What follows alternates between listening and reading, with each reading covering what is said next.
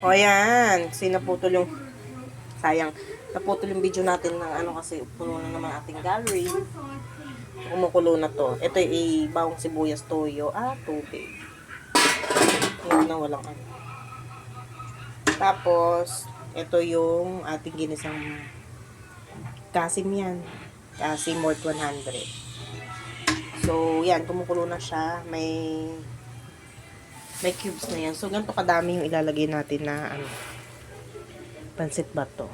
So, diretso lang daw ito, no? Hindi na hinugasan. So, pwede na natin siyang ilagay. So, lahatin ko na. And then, cellphone stand. Yan, diba? Ganyan siya, oh. Tsaka ano nito, malasa to.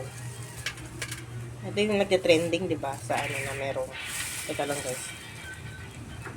So, paanin lang muna natin. Kumbaga, papakuluin muna natin para maluto ba. So, parang second time ko palang nito makaluto, no? Super tagal na yung first. Hindi tayo masyadong ano dito. Kabisado, aray ko, ang kabisado ko is yung mga bihon, ganyan. So, tingnan natin kung maganda. Ang kalalabasan mamaya.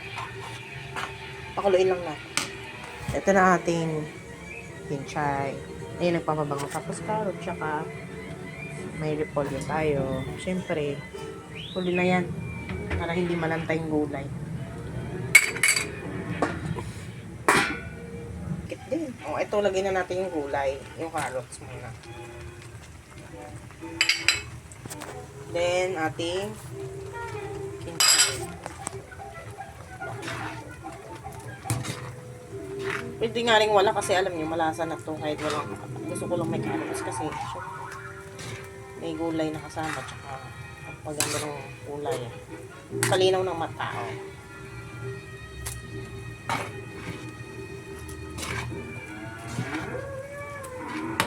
siya guys. So konting inin pa pero luto na siya at saka malasa tsaka dagdagan nyo lang yung sabaw pag ganito kadami kasi nga medyo matakaw siya sa sabaw. So, alam nyo, masarap nito. May itlog ng pugo. Tapos, pala na kayo kung ano-anong mga ilalagay nyo. Feeling ko masarap siya may itlog ng pugo. Kasi parang may napanood yata ako dati. Na may itlog ng pugo. Kasi pasarap. So, itong pork, hindi ko na lang talaga siya nilagay kasi tatappings ko na lang. Kasi hindi naman sila kumakain ng pork.